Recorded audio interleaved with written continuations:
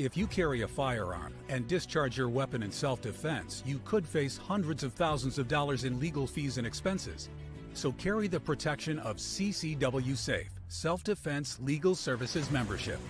Upfront payment of all criminal and civil defense costs with no out-of-pocket for members. Unlimited defense budgets, unmatched legal expertise. Carry the same level of support police officers have. Carry CCW Safe, the highest caliber. Hey, everybody. We are back as promised on our nightly podcast, whatever we want to call this. I'm John Wheaton, your host tonight. And as I said, Sunday, I'm going to be taking over hosting on both Sunday nights and Tuesday nights. I don't think my panel got the memo because they probably wouldn't have showed up if they didn't know I was hosting, especially not Mike. But, you know, still can't hear you, buddy. He is having some issues with audio, so we'll let him get those figured out. But how you doing, Mike? Thumbs up, thumbs down? Good. The Mad Bomber returns. He is not blown himself up yet, or at least not bad enough to not show up for the show. So can't believe you don't have a backup for that thing on your head. What do you do? What do you do? Mr. Backup to backups.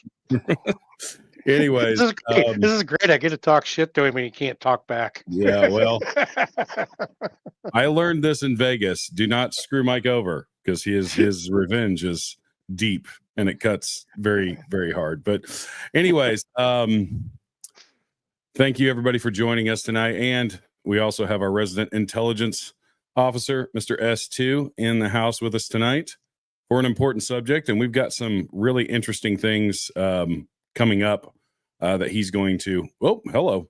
He is going to be reporting on that has to do with our subject tonight. How are you doing today, bro? Oh, I'm doing great. Good.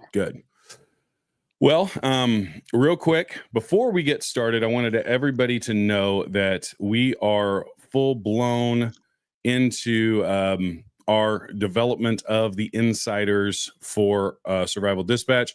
We have a lot of new things coming your way. I'm not going to let the cat out of the bag, but there's going to be some extra content, possibly on a daily basis for all of the insiders. Hey, there he is. There he is. We can hear you. Cool. So there's going to be some extra content available to all of the insiders coming up very, very soon, and some of it may be on a daily basis. So it makes it all the more important that you guys go over to patreon.com/survival dispatch and sign up. You can either do a $9.99 a month, or you can do a $95 for the entire year. We can hear you, Mike. We can hear you. So, and what that also gives you, some of the benefits that it gives you is it gives you the daily sit rep, which is a document that we put together every day. And believe me, if you guys knew the amount of time that goes into making these, my hat's off to Christopher, who has been doing this, and I've been basically giving him some extra content for these sit reps, but they are very in depth and very thorough when it comes to it. And all of the links, videos, everything that we show in the show, you will actually see on the sit rep, and that typically goes out around noon Eastern time, between noon and 1 Eastern time. And you guys get access to all of that. Plus, you also get our survival guide, 228-page survival guide that will help you get out of any situation that is a survival situation. Very thorough survival manual. So head over to patreon.com/survival dispatch and sign up today, so you can be ahead of the game when all of the extra content starts rolling out. With that, you know, if you guys just looked in the insiders chat, there's all your content right there. Absolutely. So much of the content that ends up going into the sit rep comes out of the insider chat. And I actually failed to mention that. You get access to our Signal chat, and hopefully we don't have any media people in there. Sorry, bad joke. But anyways, and apparently a fake joke too. But you get access to that, and there are hundreds of people in that chat dropping information, intel, some fun stuff, and just getting to know each other a lot better And it's a great way for you guys to get involved, get plugged in, and get the inside scoop, even on the stuff that doesn't make it into the show. We only have typically about an hour and a half to 2 hours to do this, so some stuff has to get cut. So, and that doesn't mean it's not important. It's just at some point we have to cut it off. So, moving on, did we lose Mike? He's still in the. Is he in the champagne room?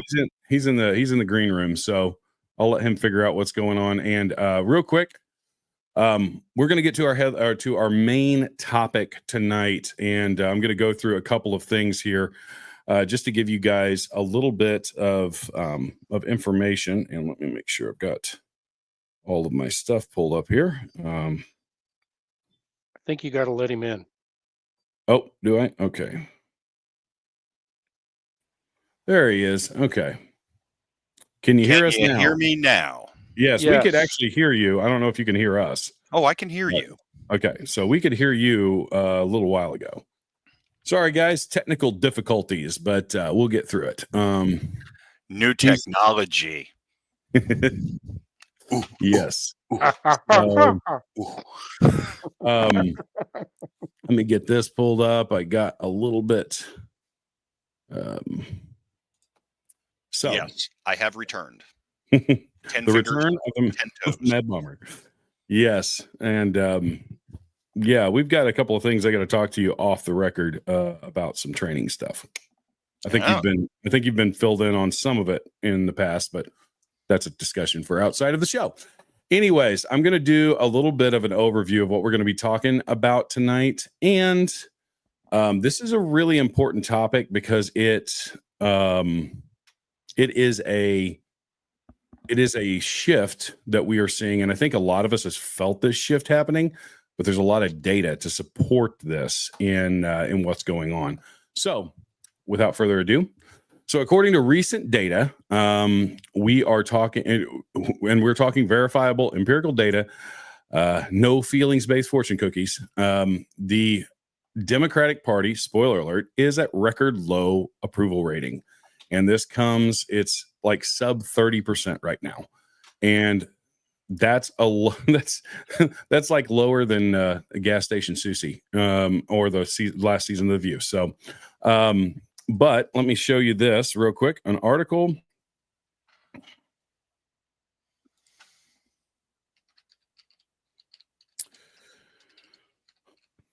So one of the things that is going on is that people are tired of the Democratic machine and what is going on in that realm. And this has to do with. I think that's the wrong article. I think that's the wrong article. Yeah, it is.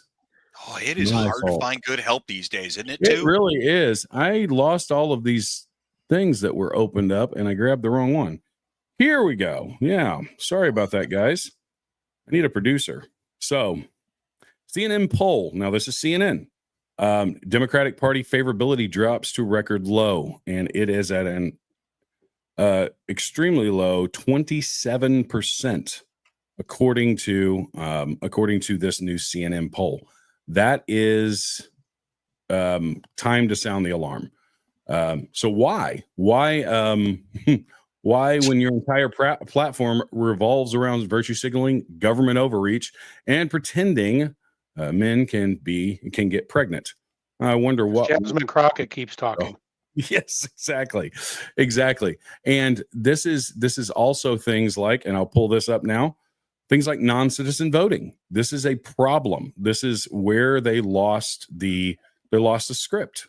And because of all of this, this is affecting people moving out of blue states into red states. And we'll get to a little bit more of the data on this shortly.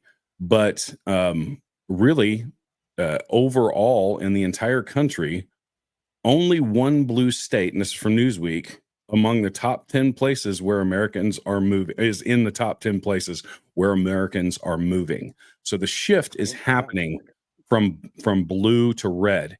And this is a massive shift. If you guys know how the census works, every 10 years, there is a census that is taken to figure out the population. of each state. And that is how the electoral map is formed and when it comes to the electoral college. So if your population goes up, you get more electoral votes. It is distributed. There's 538 electoral votes. They are distributed in a specific way across the states according to each state's population. So that's why you see larger states like Wyoming with a very little population have only 3 or 4 electoral votes. But you see a state like New York, which is kind of a medium-sized state, being the 4th in the country. So this is a problem for the Democrats. And what we are seeing is not that a bunch of Democrats are moving into red states and shifting the electorate. Kind of the opposite is actually happening, where the red states are becoming redder and the blue states are becoming bluer. And my theory, and then I'm going to turn it over to you guys, is that Democrats actually don't see a problem. The diehard Democrats don't see a problem with their own policies. They think it's good. They think this is fine. It has to get to very drastic levels. I think even more drastic than it has been for the Democrats to want to move out of the state. However, people like us, like myself, who lives in the southern tip of a very blue state, is tired of them overreaching when it comes to gun laws, homeschooling, taxes. We're going to be the highest tax state starting in 2026, according to some data that just came out.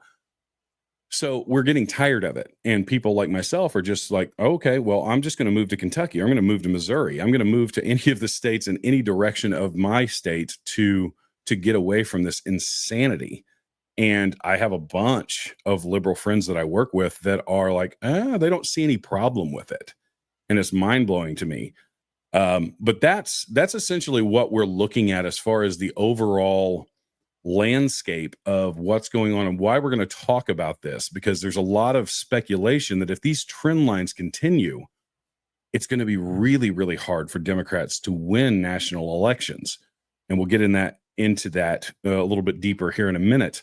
But I wanted to turn this over. And S2, I'll let you take the floor, and then we'll go to Mike and just kind of put your overall view into what we're seeing as far as these trend lines and the movement of the electorate into more favorable for Republicans. So back in 2022, I believe it was, and even back in 2020, we saw a lot of talk going on in the Intel chatter rooms where they were basically the Democrats were saying that they were sending their people to these states. And the thing of it is that people when you go to a state, as long as you've been there within 30 days, you can register to vote, and then you can go right back to where the hell you came from. So we saw that going on, and we called that out. So I don't underestimate the Democrats and they've been trying to gerrymander districts all over the country in one way, shape, or form. And then they accuse the Republicans of gerrymandering. And it's really they're the ones that are doing it by sending people into the states at least 6 months before the elections. And they're getting funded to do this. And we all know where that funding's been coming from. So I don't underestimate them. They're going to find ways to cheat no matter what we do. But here's the thing. The census is not really, while it does dictate the districts and the amount of electoral votes and things like that, what's more important is some things that I had some dots put together today. Do you want me to hold this till later? You want me to talk about this now? You can go ahead and talk about it now. Just it's really pertinent. quick, brief overview. Yeah, it is. Okay. It is very pertinent. Okay, so remember when I was saying that Edison was CIA? Well, it turns out that the Army 305th mapped Edison and Dominion's public networks. And there was a map that was produced of that I was given a copy of way back when. And I went through that and I was like, yep, okay, that's kind of what I thought already, because I already had Sidney Powell's Kraken that she was going to release. And it was a 200 plus page document that I read every page of it. And it basically outlined what was done, who was doing it, and the whole thing really originated from Venezuela. So this is really hard to go through all of this as I'm sitting here looking at this, but things are starting to make sense now.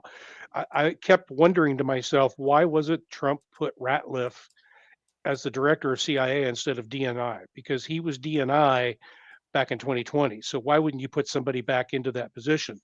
Well, it turns out that John Ratliff wrote a report or released a report January 7th of 2021 that stated CIA management suppressed China's involvement in the interference of the 2020 election. So Trump basically stuck Ratliff right in the rattlesnake's nest on purpose, I believe, for this reason. There was a report also by the Office of Inspector General that was suppressed that basically talks about January 6th and the FBI using confidential human sources. And it's all laid out, but it was really heavily suppressed. So I've been friends with Jeff O'Donnell for about 5 years now. He's one of our other hosts now. And he and I have been working on this since day one, and along with a bunch of other folks. And I'm thinking that one of the reasons why Kash Patel has been so silent in his first days here is he's getting ready to drop a Moab, is what he's doing. And he's been telling him that he's going to do it. And I think the first one he's going to drop is going to be about the 2020 election. So basically what it amounts to is we've got a bunch of fairly high profile drug busts going on right now where they're confiscating large amounts of narcotics. We moved the destroyer into the Gulf of America. It was an Arleigh class Burke, or I can't even say Arleigh Burke class. Yep. Yeah, Arleigh class Burke class destroyer into the Gulf of America. I see those two things as signals and to stop the flow of drugs coming through the Gulf from China. Either that or the precursors, because they're just shipping precursors now. But basically what it amounts to is the Cartel del Sol moves about 20 to 40 metric tons of drugs from Venezuela per year into the United States. And based on things that I've listened to Mike Benz say and how the CIA's involvement in the drug trade along with the military industrial complex, I believe that the CIA gets their cut of this too. So, yeah, and it makes sense. It's called the Blob. Yeah. Well, the Mexican cartels, everybody thinks that all of the drug stuff originates from them. It doesn't. The Mexican cartels are just the border middlemen. That's all they are. Yep. They take delivery from Colombia, Venezuela, wherever they can get their stuff from, and they're just the drug dealer standing on the corner saying, "Hey, Johnny, you want some drugs?" Well, here's another piece of this. Cartel del Sol not only works with TDA, they are their bosses. The head of Cartel del Sol's sister is the VP of Venezuela, and Maduro is their puppet. So everybody was asking me well, what about the WEF and all of this other stuff?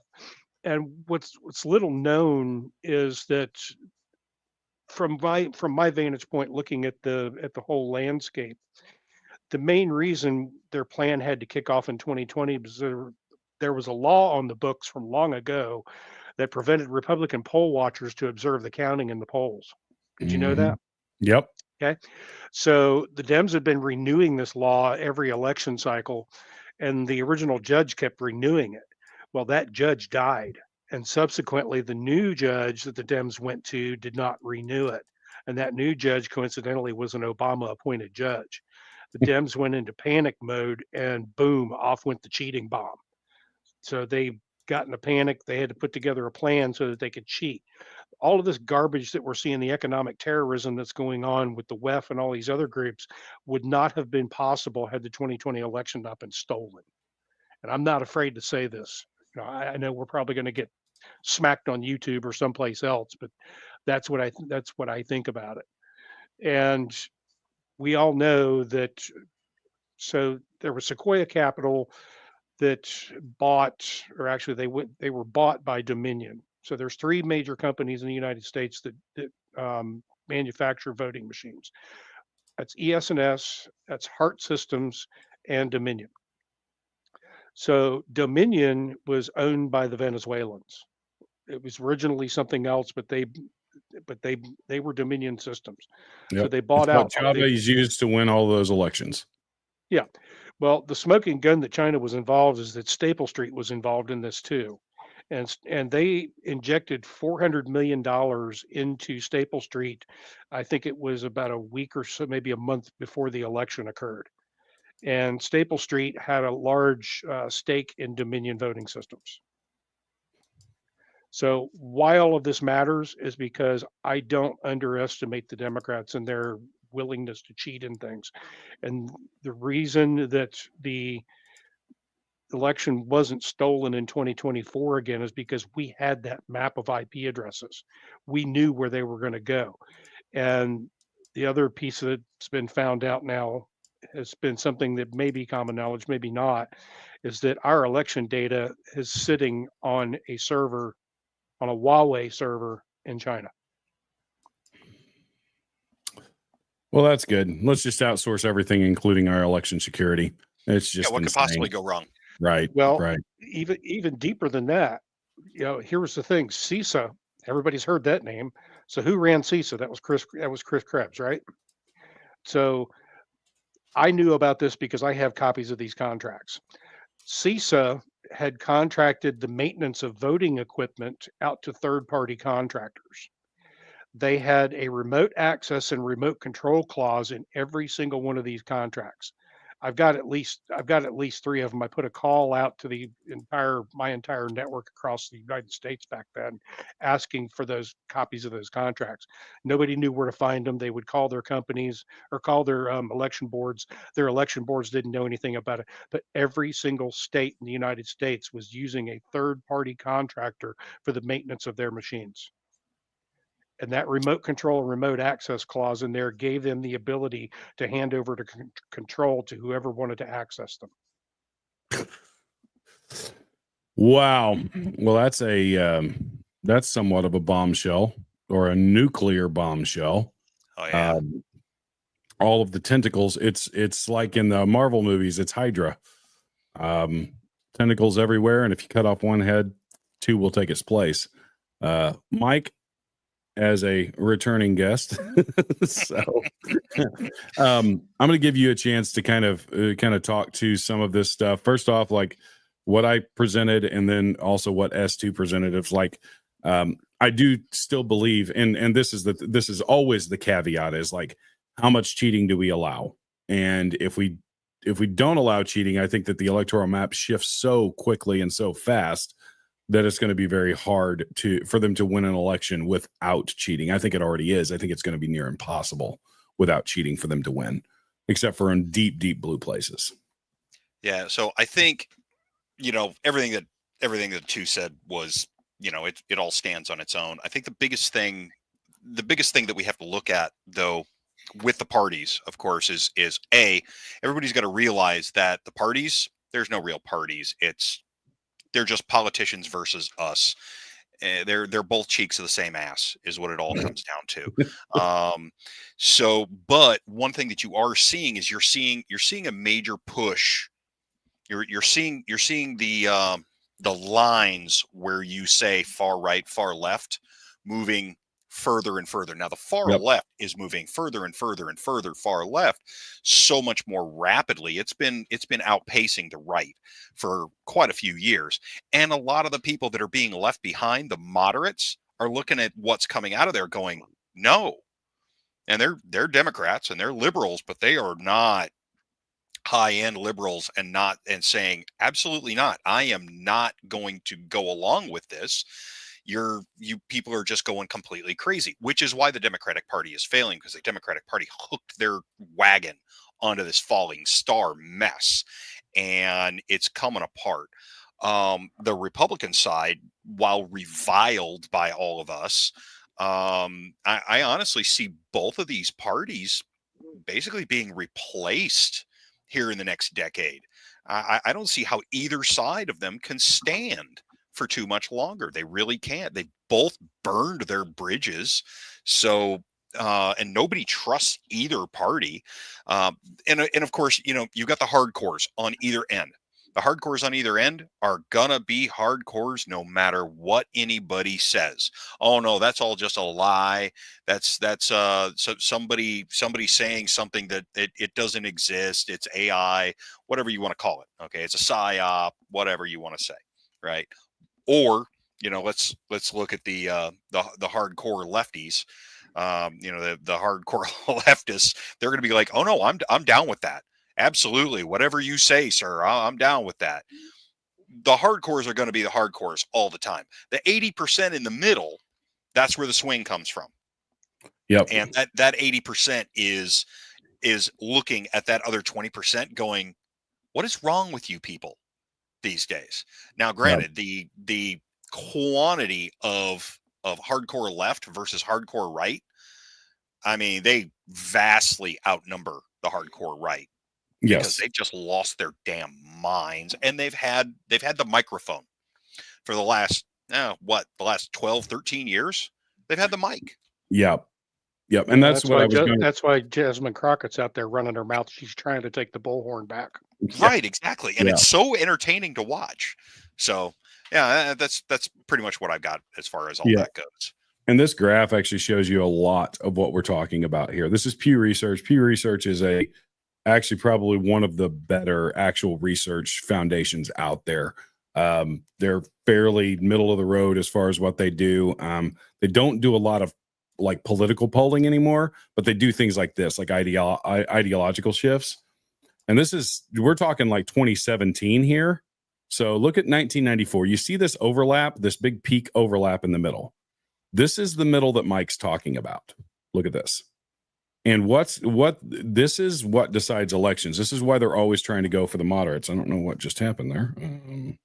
It's weird. I just lost my. Kristen Cinema actually lit that fuse for the moderates. And then Joe Manchin fell right in behind her. Yeah. So this is and so in 23 years, basically, this shift happened. Now, I would venture to say, and I haven't seen any new polling on this. This is the one that I've seen the most of. I would venture to say that there is a giant valley here now. And that middle is probably just this little mound right here, if I was guessing. Because I'll tell you, a lot of ideological shifting happened when Trump took a bullet to the ear. That was when a lot, I mean, Dave Kemp said that the night that we got on here after he had been shot in Pennsylvania, and said he just won the election. And I truly believe that. I believe that was the moment that it was like, yeah, he's not losing this thing. So, but that was our little 9/11. That was our little 9/11 that they could not allow to happen. Well, all of us here said that as well. And we all said, look, he's won it unless somebody actually does put a bullet in him. Yep. So that's generally what we're talking about here. And we're going to go a little bit deeper into this, into our extended chapter 1 coverage.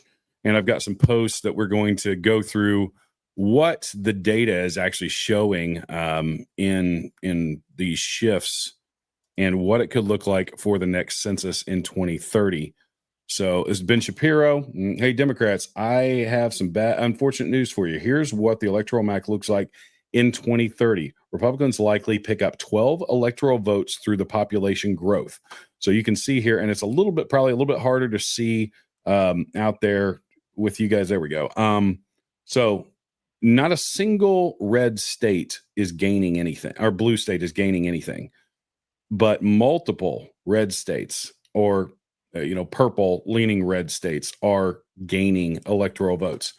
That is really alarming. And you can tell the Democrats are very worried about this.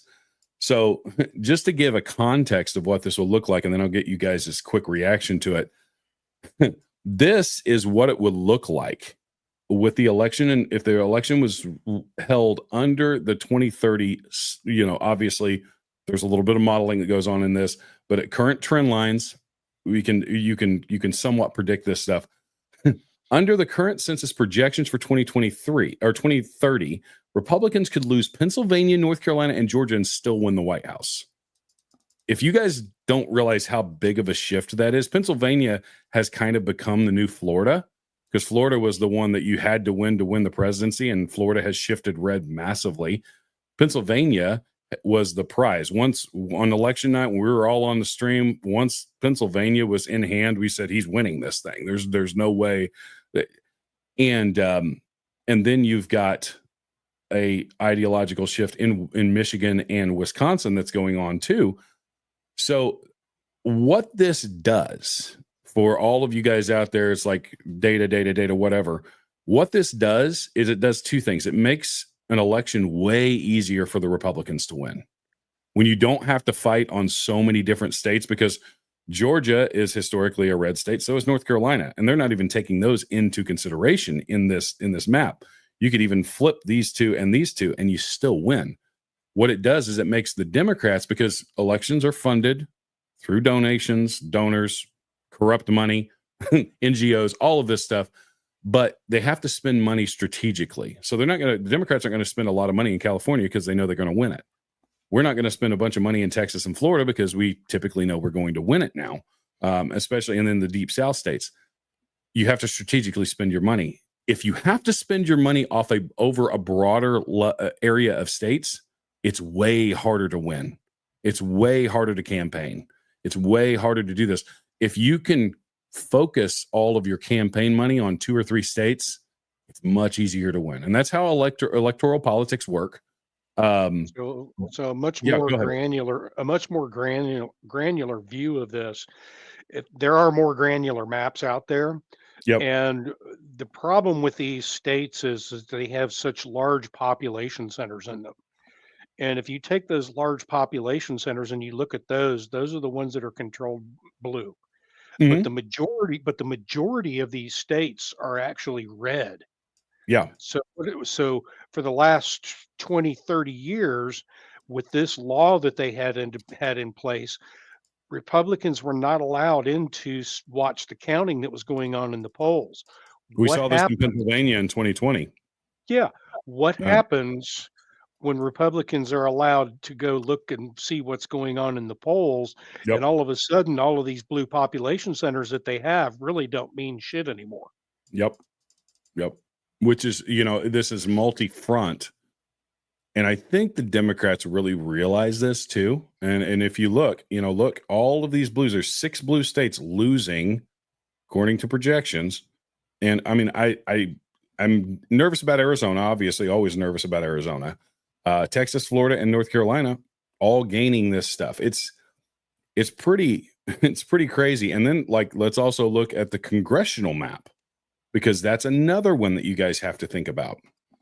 These states here, this is color coded. And you guys, real quick, if you want to look at this a little bit more detailed, jump on Survival Dispatch Patreon and sign up, and you can get this sit rep. It's in there for our insiders, and you can actually look at this stuff a little bit closer.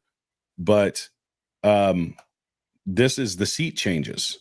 So that's got congressional implications for legislation. So, you're looking at Florida gaining 3, Texas gaining 4, California losing 4. And that's where these districts start to shrink. And it makes it way harder for them to actually have control in the legislation or the legislature of the country. A couple last ones. This is a quick video, and this was the New York Times that put this out.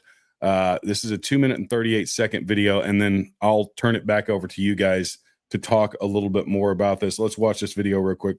2 minutes, 38 seconds.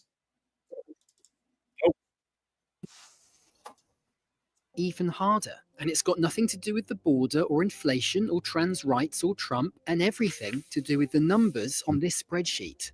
They reveal how many Americans pack up their things and move from one state to another. It's a lot, more than 7 million people in 2023. Now, my colleague Benjamin for the New York Times, he went through this whole spreadsheet, scouring 2 decades worth of data, and he found something that should strike fear into every Democrat. Millions of people have moved out of California, New York, Illinois, and other blue states, and they're moving to Texas, Florida, North Carolina, Georgia, and Arizona, red ones. Some are drawn by new manufacturing jobs, others are pulled by finance and tech hubs. But it's mostly teachers, police officers, dentists, people who just want a more affordable quality of life. People also move to blue states, of course, but in smaller numbers. In fact, over the last 20 years, 9 million more people migrated from blue to red than in the other direction. And Democrats, this is bad news for you. Why? Because the size of a state's population determines how many electoral college votes it receives. The next national census takes place in 2030, and assuming the migration flows on this spreadsheet continue until then, look what happens. California loses 4 votes, New York loses 3, Illinois loses 2, And other blue states like Minnesota, Oregon, and Rhode Island all lose a vote. And they go, just like the people, to those red states. In total, this reallocation could cost Democrats 12 electoral college votes. And don't forget, this would be locked in for a decade until the next census. So if your 2032 candidate wins exactly the same number of states as Kamala Harris just did, they won't get 226 votes. They'll only get 214. Democrats have been dreaming for decades that these population shifts would help turn red states purple. Instead, Texas and Florida have simply become bigger red states. Now look, a lot could change before the next census in 5 years, but blue states are going to have to change first. People still want to live in California and New York, but the cost of living must come down. If the Democratic governors of the I'm going to stop it here. This is actually, obviously a liberal media source that's putting this out, but I think it's really interesting that that they're actually kind of sounding the alarm bells as well on this. One of the things that they point out there is that these states are not actually getting purple; they're getting more red because, as I said earlier, the people that are moving out of there are people that are more aligned with us ideologically, or maybe they're middle of the road. They move to a Florida or a North Carolina, and they're like, oh, well, it's way better here to live. And the people aren't, pompous a-holes as they are in a lot of blue states. Yeah, California is a great place to live. It's a beautiful state as far as like the climate and, all of the stuff that they have there, agriculture and everything else. You get outside of the cities, California is very red in the rural areas, like a lot of other states, like Illinois. But you have to it doesn't change that the politics have soured, the entire, it's poison to the barrel. One apple basically has spoiled the entire bushel, and people are fed up with it, especially people that are not ideologically aligned with those far left policies. But I'll let you guys talk about this. And one other thing. This is ironically the reverse of what Ben Rhodes, who was a big guy with the Obama administration. Ben Rhodes was I think he was one of the high up officials in the Obama administration. He helped architect the 2008 win.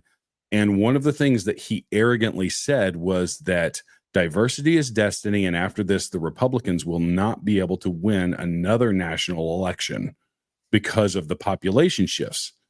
And that was true if you take into account illegal immigration that was allowed to come into this country and shift the population.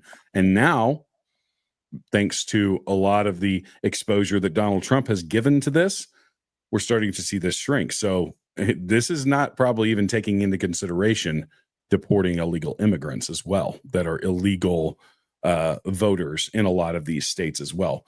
But Mike, I'm going to go to you first this time, and then we'll go to S2. So, and another demographic that a lot of people are missing is a lot of people just didn't vote previously. Mm-hmm. You had Democrats that didn't vote in this most recent because they were like, well, my vote's not going to matter. And you had the exact same thing from conservatives from the previous election who just, or the previous two elections who, were just in the Obama doldrums.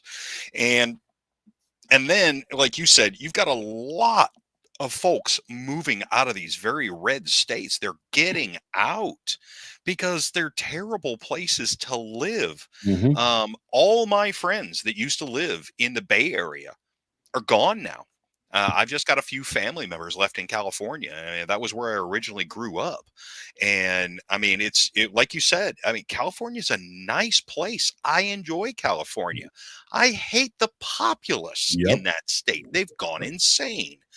So, and for a great example, I mean, Sacramento has been doing everything that they have possibly been able to do to run conservatives out of that state for decades now. When I was a kid, the Central Valley was the breadbasket of the United States. I mean, it was we got all of our fresh fruit and vegetables most of the year round from the California Central Valley because it is a year-round process there. And over the last 3-4 decades, Sacramento has been playing power politics with water. And now, so I drove through the Central Valley 10 years ago, and it looked like something out of the Grapes of Wrath. It was ridiculous. I mean, just thousands of acres of dead vineyards and dead orchards. And that is a really spooky thing to see. It's just, and there's dust everywhere. It's a dust bowl there now. There's nothing because there's no water. But then you drive up to Sacramento and they're growing rice around Sacramento. And Look at how pot. much water it takes for rice. Yep. And It's they won't, basically a food that has immersed its entire growth period. exactly. But you've got all these conservative districts down there in the Central Valley. They're starving them of water. So 100% right on the money. They're running folks out. And you know what? I'm glad to have left those areas, but those areas are going to wind up falling on their face. Look at California right now. California exists almost exclusively off federal aid because they've got all their programs. They don't pay for their programs. They're getting all their money out of Uncle Sugar on the opposite side of the country.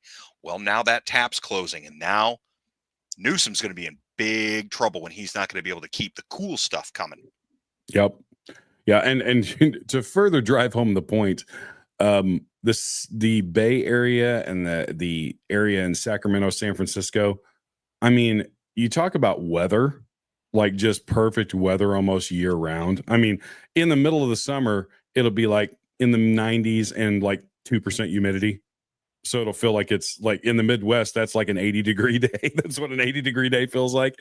It's insanely beautiful. And there's a reason why people all moved out there back when the state was first founded, because it's a beautiful place to live. But they've taken what is beautiful and what could be amazing, and they've turned it into a hellhole through just this ridiculous policies. S2, I'm going to go to you now. Yeah, so that article they were talking about, the cost of living has to go down, and I don't think they understand that the cost of living is proportionate to its citizenry.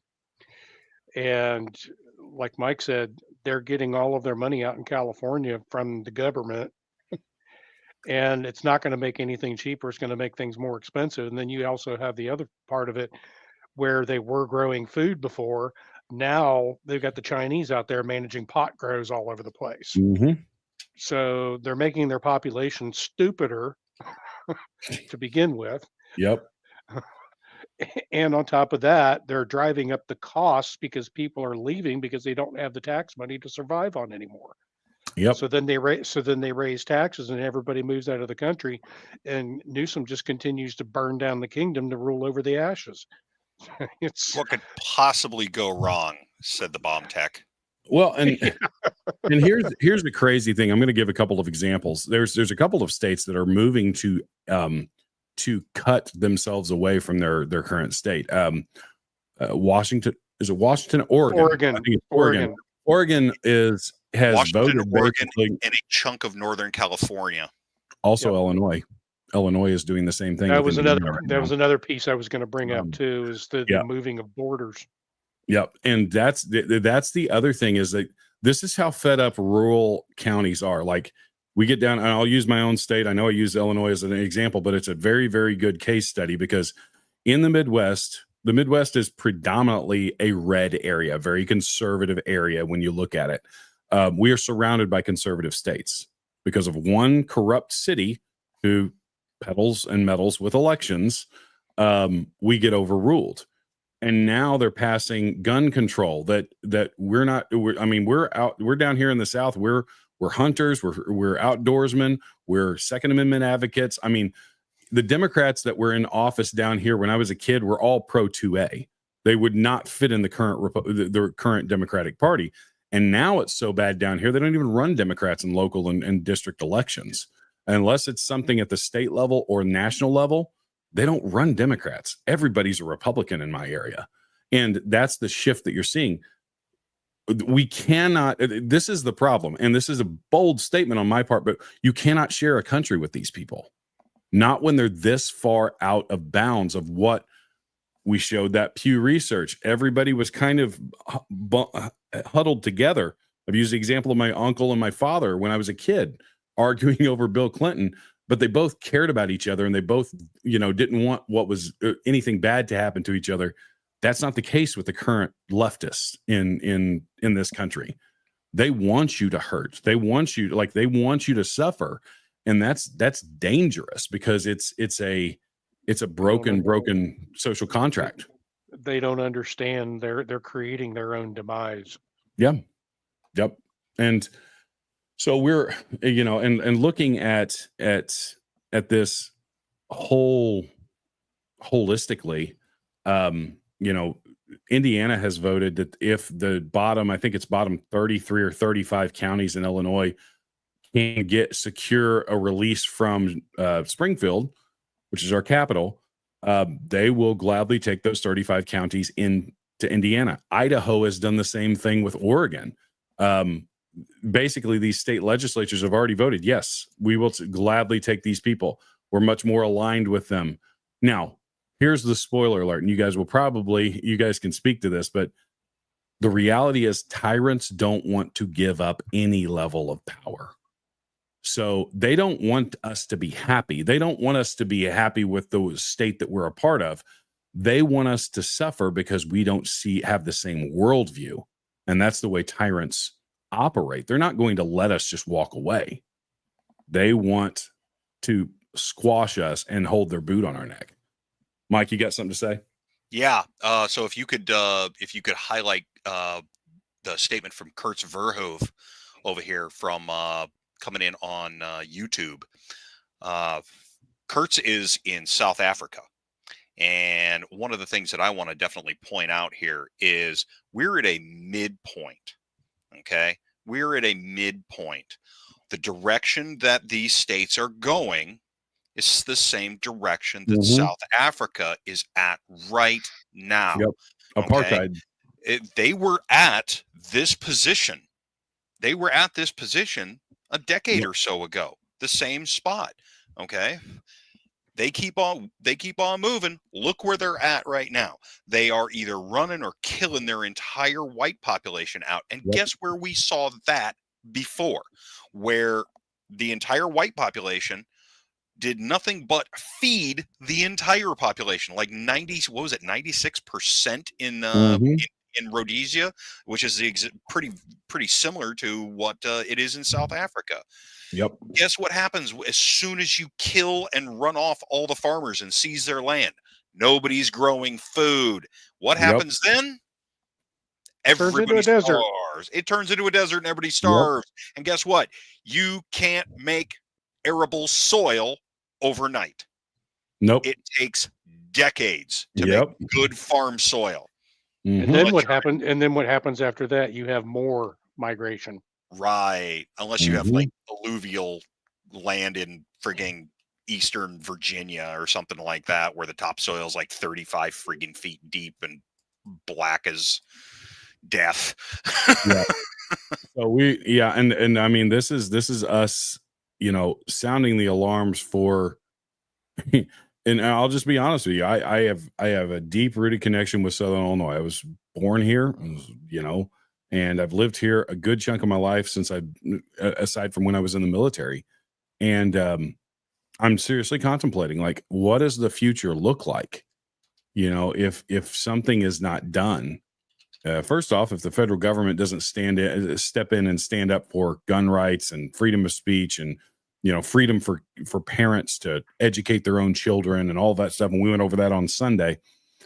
If they don't start stepping in and they keep punting these footballs down, nothing's going to get done. There is some things that the federal government can do to protect the citizens inside of a state. And that lies at the feet of the Supreme Court. And you've also got the other issue. You've also got the other issue too of the local and state elections. Yep. Those are the most important because they're the ones that can make the rules of the state. And that's really what's being pushed as far as that goes with gun control. We just saw that in Colorado. Yep. Yep. Colorado, Washington State, all of these states are just moving. It's the deep divide that is happening. And, red states are getting redder, blue states are getting bluer and more tyrannical. It's insane. So, and I think one last thing I wanted to throw up here is the reality is what the media wants you to think is that you're all alone and you are outnumbered. This is what they want you to think. And the reality, that's the granular map I was talking about. Yep. So you can see these population centers. You can see Atlanta and Savannah and all those things. You can see Miami-Dade, which Trump won, ironically. So it can be won. And this is, these are population centers for sure. But all of these areas, are Americans like us, and we have to not rest on our laurels.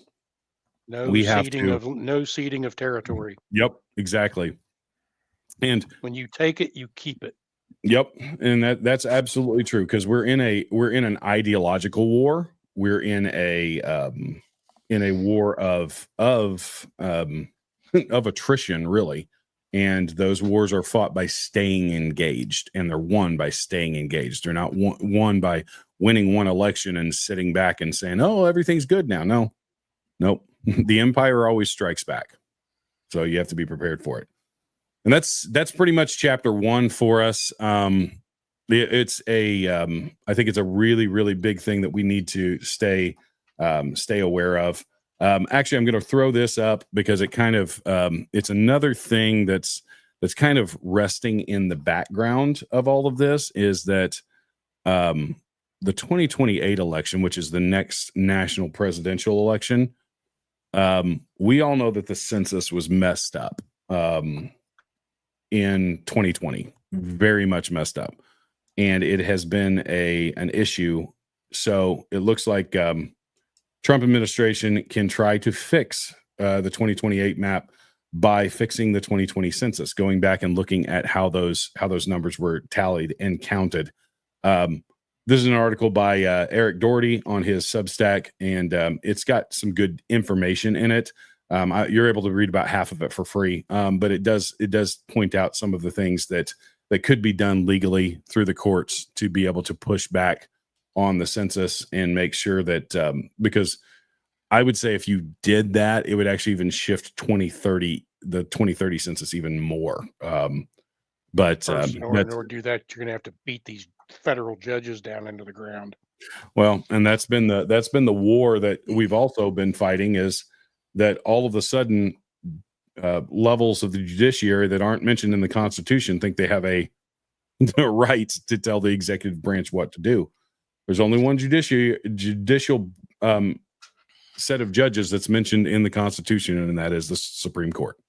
And actually, the Supreme Court and Congress have actually started speaking up about that sort of thing over the last few days, and kind of opening a few people's eyes to where those district judges actually lie in a hierarchy of things. Yep.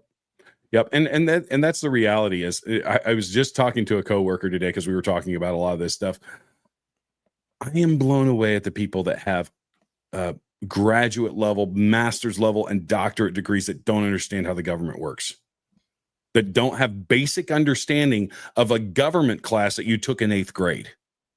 I mean, for the separation of powers, co-equal branches of government, but also what purview these branches of government have. Like to say that, the executive branch doesn't have the ability to execute the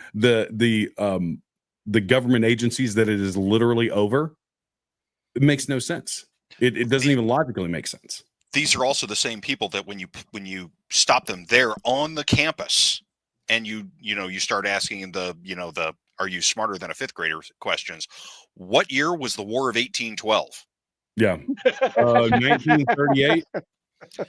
They blow it every time. Yep. They blow it every time. It's like, oh God, you are just dumb as a brick, aren't you? Bless your heart. And we know what bless your heart from the South means. Yep. That's essentially giving a double bird to the person. Oh yeah. And maybe the fist, So anyways, well, that concludes chapter 1. I think it's a really, really interesting topic for us to cover. We're going to do a quick break for a message from Sawyer Products, and we're going to get into chapter 2, and there's a lot of juicy things there too. So be right back.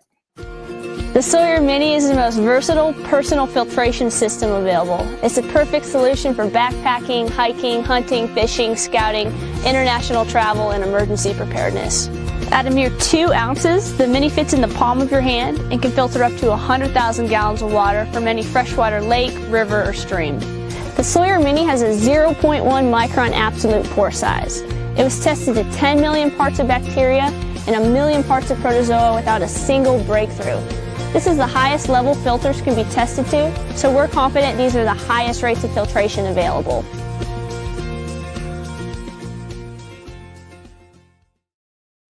And now we move on to chapter 2. Chapter 2, for those of you that are new, is a little bit broader view. We do one big topic or one big series of topics, kind of in the same vein for chapter 1.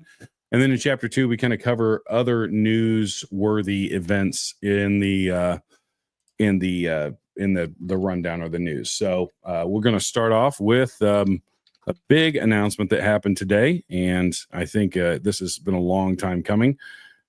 Is that Alejandro Mayorkas has had his Secret Service protection revoked. Bye-bye. Bye-bye. And I know Trump already canceled his security clearance, I'm pretty sure, as well. So no more security briefings, no more Secret Service. And, a lot of people are like, oh, this is unprecedented. Oh, how dare he? No, these people are tyrants. And they are traitors, because this is the man that let all of these illegals in, these gang members that are murdering little girls while they're jogging. Yeah, this is the guy. This is the guy. And good riddance. You guys have anything to add to that? Smoke a turd in hell. Yep. So can't wait till they bring him in front of a court. Oh yeah. Right. Yep. And I think, who was it that said the Kash Patel thing? Was that you, S2? About what? No, it was you, Mike. Somebody said that Kash Patel is getting ready to drop a bomb. No, that was me. That was me. So this is there's going to be carpet bombing that's going to occur, and it's so close I can smell it.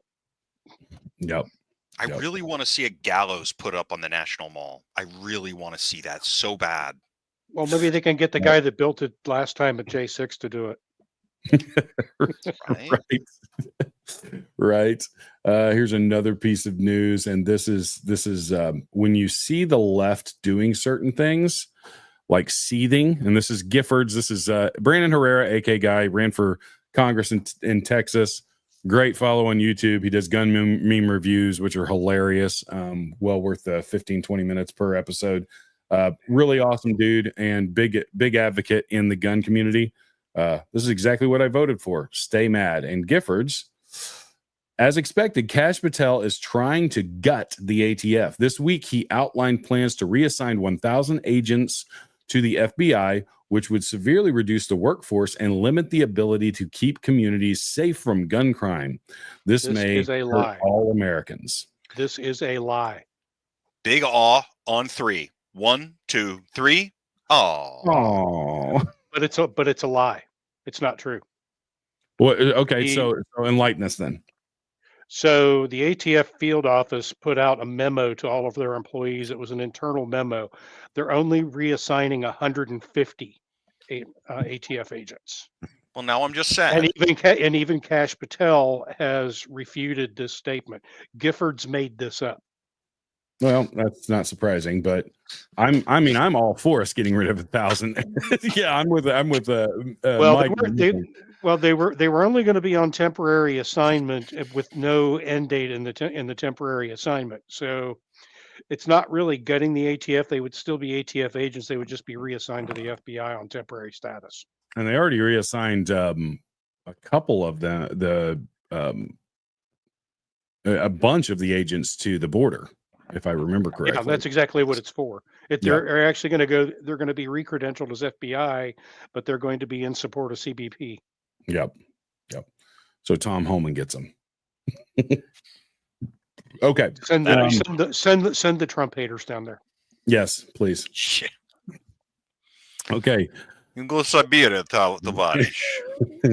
Hey, perfect timing. That was a perfect segue. Speaking with a Russian accent, because this next story is about Russia. Mario Nawfal, Awful. he has this breaking U.S. Russia and Ukraine reach Black Sea security agreements.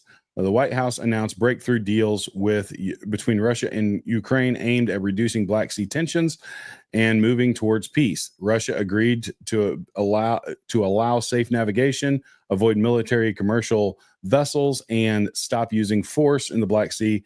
In return, the U.S. will restore Russia's access to agriculture and fertilizer markets, including easing insurance and port access barriers. Both sides have committed to implementing the Trump-Putin agreement banning strikes on energy infrastructure and Ukraine and Russia.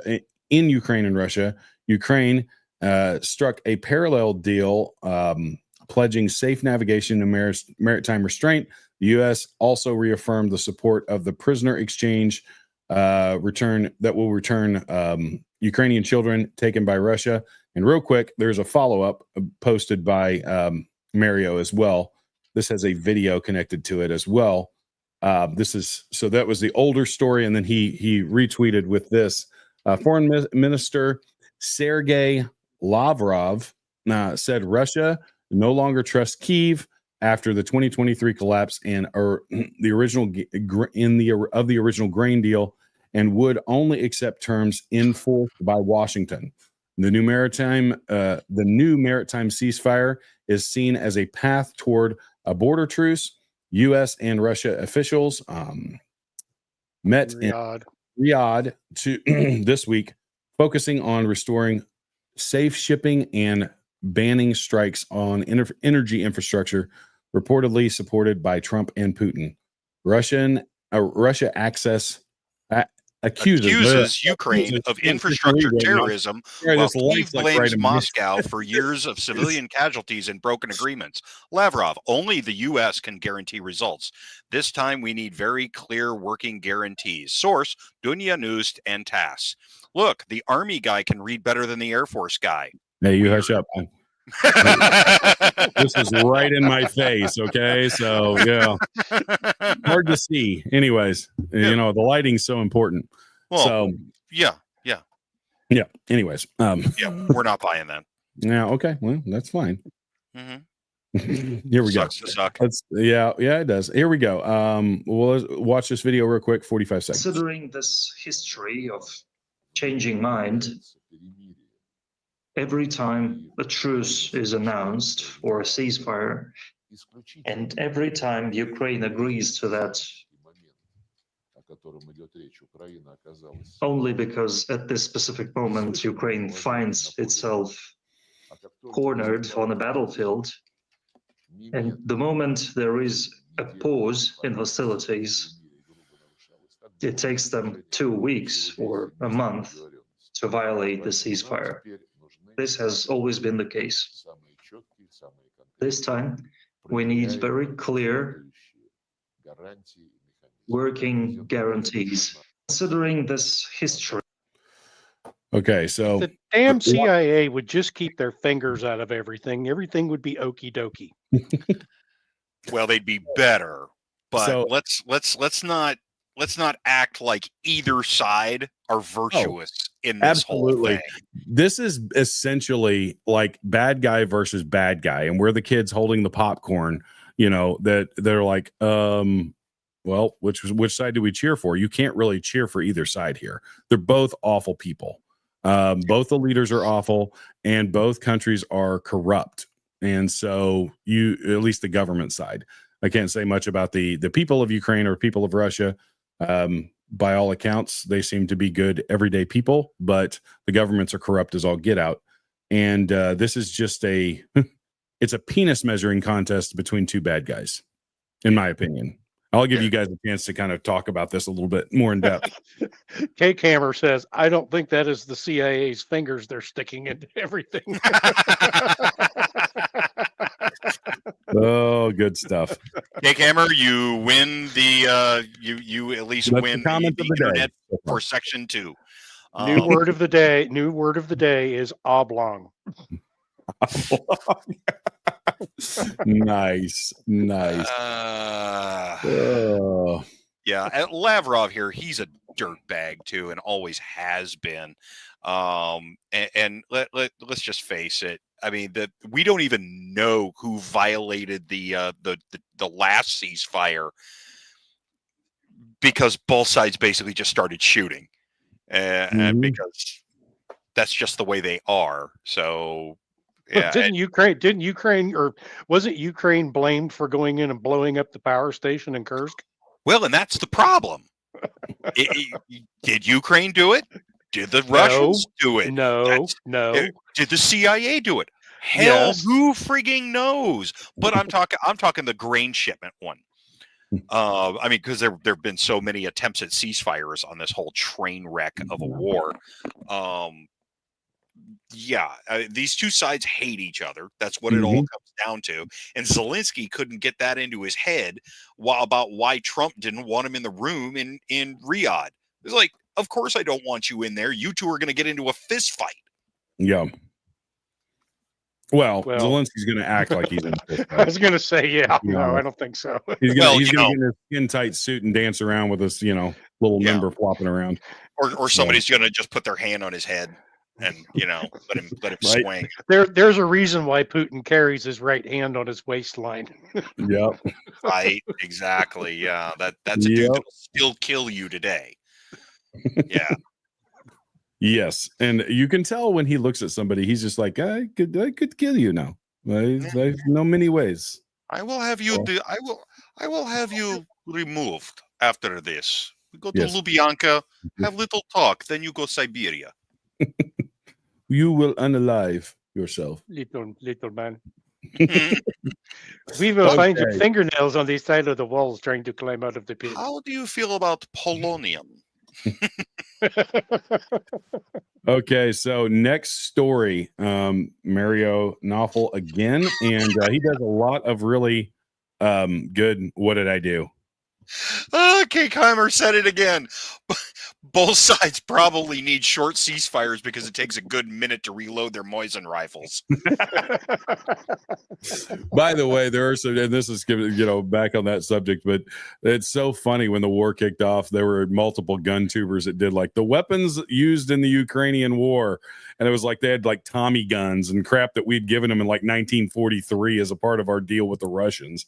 Just insane, man. The best one was the old Maxim machine gun. Yes. Circa World War I Maxim machine gun that somebody put a hollow sun sight on top of. And it just had a little bubble, little voice off of it. Just, please let me die. If those guns, if there's nothing better of a testament to the Maxim machine gun, it is the fact that it's still being used over 100 years. I think it's like 1880 something was when that was invented and used in multiple world wars, and still taking names on the battlefield. Hey, I have a 1913 Enfield, so I don't want to hear it. Nice.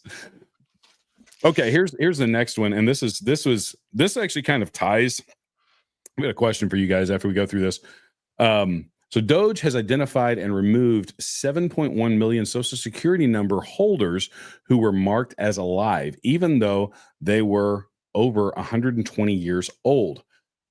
Another 5 million people still need to be checked as the Trump orders full investigation into fraud and government waste.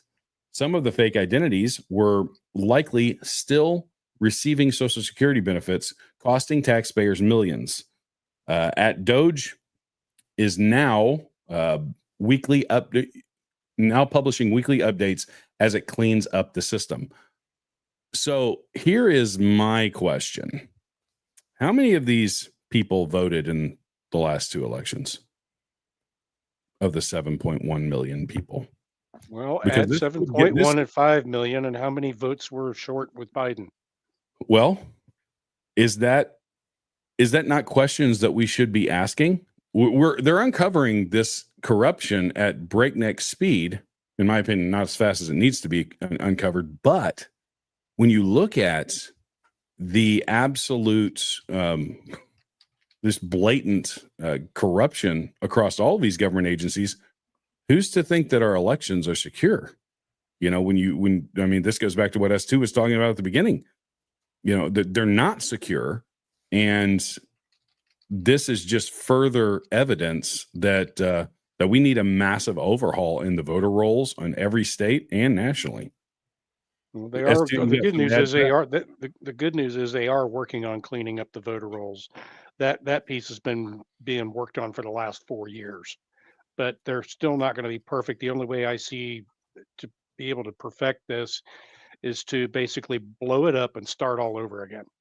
Yep. Otherwise, you're still going to have that obfuscation that occurs in the voter rolls where you're not going to know what's real and what's not. And Drock 6886. And how far off is the census when it comes to paying taxes? Yep. 100%. But this whole thing, there is an easy way for them to identify who these people are and where they are, where these Social Security benefits are going. If they're going to clone voters or if they're going to shadow voters, they can track this very easily through the payment system.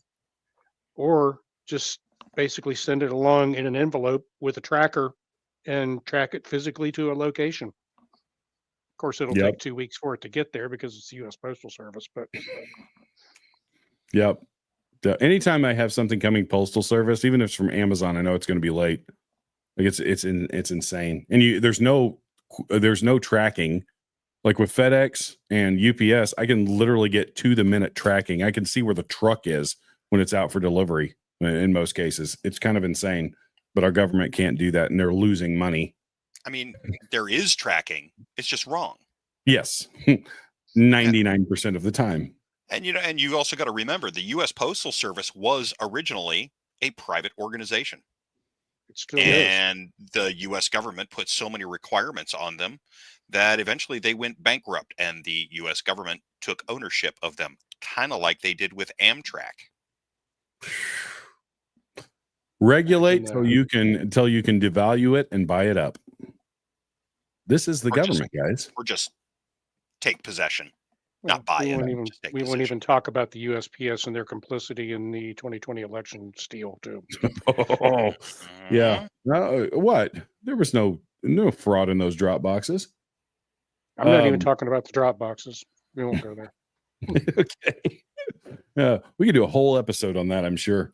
So this is the Trump effect on investment pledges in the United States. So here we go. Hyundai, 20 billion, UAE, 1.4 trillion, Saudi Arabia, 600 billion, Apple, 500 billion, SoftBank, OpenAI, 100 billion, Nvidia, 100 billion, Johnson & Johnson, 55 billion, Taiwan Semiconductor, 100 billion, CMG Group, 20 billion, Eli Lilly, 27 billion, Merck, 1 billion, and GE Aerospace, 1 billion. 3 trillion in new direct investments into America in the first few weeks of the Trump administration. Yeah, they can keep the pharmaceutical companies. Fuck them. I was getting ready to say that, but I mean, here's the reality of it is when you look across that, yes, we could take those pharmaceutical companies out, Johnson & Johnson, Eli Lilly, Merck. Yes, not a fan of those, but it is clear that the world is seeing that the United States is a safe bet when it comes to investments. And there are a lot of pharmaceuticals that we do rely upon. It's true. We do need manufactured here. True. Eli Lilly does manufacture aspirin. Yes. Yes. And I think isn't it Merck that does the horse paste? I'm not allowed to say the name. Yes. Yeah. Yeah. The Miracle Eye. Yes. Yes. Ironically, what's really funny about all of that is that they won the Nobel Prize for that. And I'm not going to say the name of it. I'm going to just give this backstory of it. They won the Nobel Prize for use in for human consumption, and then they demonized their own drug like 5 years later, that it was unsafe for human consumption. Just Wow. crazy. Almost like there's an ideological issue there. You don't think they were up to something, do you? That's I don't know. I'm madness. still trying to figure that out. That's a conspiracy theory. Clearly. Okay, you guys ready to let your blood boil? Here we go. Marine waving a Palestinian flag while wearing a USMC uniform. Isn't there some kind of code against this? Let's watch. Hey, dude, he's all yours. I'll keep an eye out for the cops.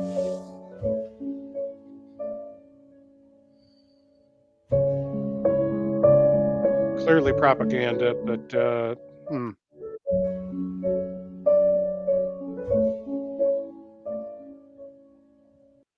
okay, that's enough. Yes. Kid, where is your gunny? Sounds like he needs a good reckoning. Well, it looks like he's a lance corporal from where I'm sitting, but I'm still not cutting him any slack. Yeah, his gunny is still going to just pry his head open. Yeah. Right. Well, and I just, that's disgraceful. And I don't care if it's an Israeli flag or whatever flag it is. You serve the United States of America, promoting the country's ideology. Look at the source. That's EuropePalestine.network. Oh, yeah. Yep. See, that's why you're an intelligence officer. You catch the little things that us peons don't. He notices things other people don't notice. Yes. It's almost like he was trained to do this. He can read, unlike me. Unlike the Air Force. Yes. Okay. There's a difference between reading and speaking. There's a difference between reading and speaking. There's a characteristic of Mike Sterling, y'all. And that's when he finds a spot. He just pushes harder. He just keeps digging. Just keeps digging. He's like an exposed nerve. Or he exposes your nerve and then just ever so gently messes with it. Yeah, that's why I'm here. So, yeah, exactly. Yeah. And that's why we love you, Mike. So, anyways, moving on. Thomas Sowell quotes. This is a great follow on X, by the way. President Trump's promise.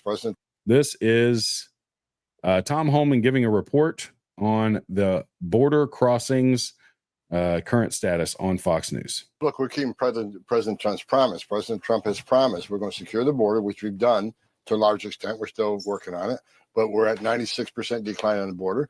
And he promised we're going to prioritize public safety threats and national security threats, illegal aliens in this country. And that's what we're doing. Look, we're keeping President.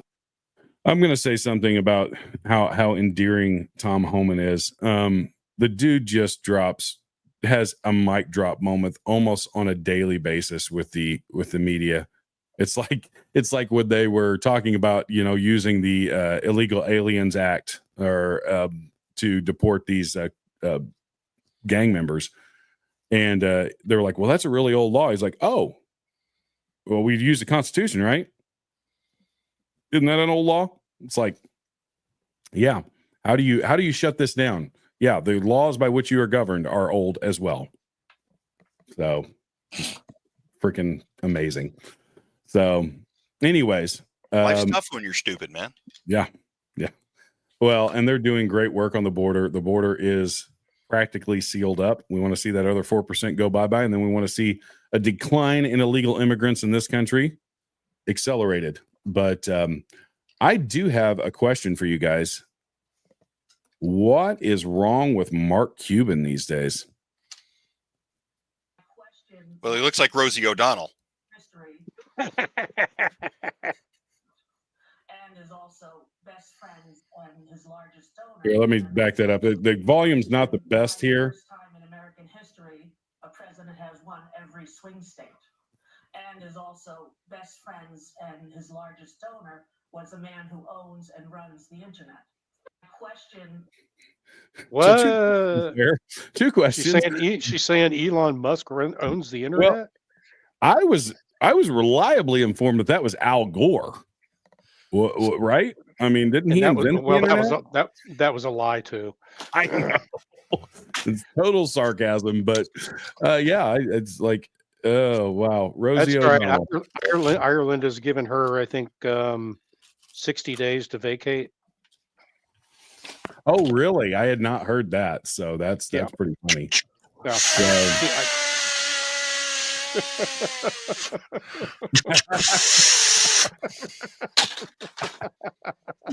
Oh, good times, good times. Okay, here we go on the next one. This is really how you enforce border security. So this is, I believe, Poland, if I remember correctly. It is Poland. Yep. So let's watch this real quick. Guys just coming across the border here. Oh, Welding or cutting a hole with a welder. it's just not going to turn out good for you guys. What's the ladder for so they can get back in? That's what was my first question. Like, why are they bringing ladders? And It's here comes too the late. popo. Sit down. Okay, we're on the ground. Yes.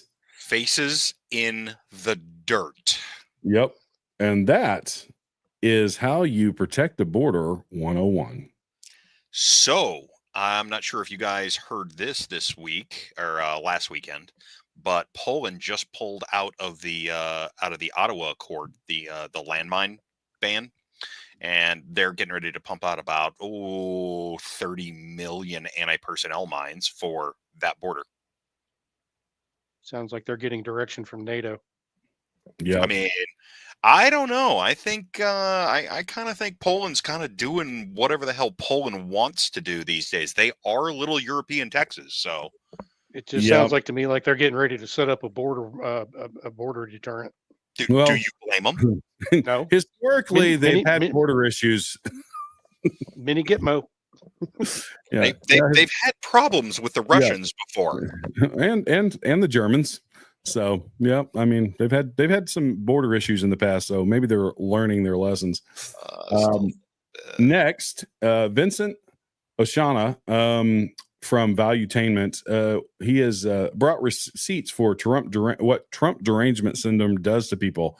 This is on Piers Morgan. This is actually really funny. So you, just like Rosie O'Donnell, have Trump derangement syndrome, and I want to show you something, Piers. No, I think, Brian, you're an idiot. excuse me, let me, dude, you wouldn't say that shit in my face, so shut up. Number two, you and Rosie O'Donnell should sue mainstream media for what they've done to you. And Piers, I brought some photos of pre-Trump and post-Trump. Look at this. This is Rosie O'Donnell before Trump, right? Nice, good. Look what happens, Piers, with Trump derangement syndrome, all right? Rachel Maddow. Your hair turns gray.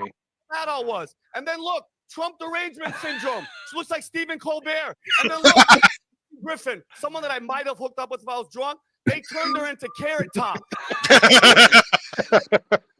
People, lost your freaking mind. Oh, excuse me, I'm not finished. And Piers, in that interview, she's like, I can't believe they're, sexual assault. Because when Conor McGregor came there, she supported Bill Clinton. How many sexual assault rape allegations? Biden did the same thing. Biden sniffing kids live on camera all the time. His freaking daughter writes in her diary that her father showered with her at inappropriate ages. She left to freaking Ireland. Do you know what's happening in Ireland, Rosie? Freedom of speech, migration, all the freaking rise in crime. It's unbelievable. And here's my thing, Piers. There's people waiting in line and fighting and dying to come to this country. She wants to leave. To hell with her. Let her give up her spot for somebody else. I have family members that are waiting to come here, Piers. Let them come in and to hell with her. Yeah, I just want to answer to what Jersey Shore just said real quickly here. Oh, First of all, so the guy creative. that you support You is should be a liable. comedian. You should be a Excuse comedian. me, I'm You should be a talking now, and comedian. I didn't bring pictures with me. I didn't bring pictures whatever. with me, to show to everybody. Right, So if I Say can it- just say what respond to you're what you saying just when said, you you see me in didn't public. you didn't Say want me what to you're interrupt saying when you. you see me in public. You didn't. See me in All public. right, respond? children, now. the receipts were hilarious. So yes, and that's what Vincent is a very fiery guy. If you ever seen him on Valuetainment, he's very fiery and very fed up with a lot of the things that are going on out there. Here's another news, and I don't know if we covered this yesterday, but this started breaking. James O'Keefe, this 23andMe issue, and I don't know if you guys are aware of this. They're getting ready to shut down 23andMe, and there's a lot of speculation that they've leaked a lot of delicate information about people, including DNA samples, because that's how you get the 23andMe is a DNA sample. So they have literally tens of millions of people's DNA. No, they sold it. They sold all that data to China. Well, yeah. That's why no you joke. Yeah. Oh, I I'm know. not kidding. Yeah. And so let's watch this 52-second video. This is an undercover James O'Keefe Media Group video. So let's watch this. That's when 23andMe comes in. Trying to figure out what all you are. I should do that. You shouldn't do that, though. Do not give your information to they sell it to other people. They sell it to Russia. They sell it to Russia. Meet Nathaniel Johnson, policy advisor for the United States Department of the Treasury. There's a clause in their contract that basically says, like, we can give your information to our shareholders so that they can do stuff, and all of their shareholders are like pharmaceutical companies. But some of those pharmaceutical companies are companies based in other countries, and those pharmaceutical companies in other countries are like the property of like the Ministry of Defense of Russia, or like owned by China. Yep. That's when 23andMe comes in. Trying to figure out what all you are. I should. So a lot of people use 23andMe to get ancestry data. I know people in my family that are tracking down our family tree have used their services.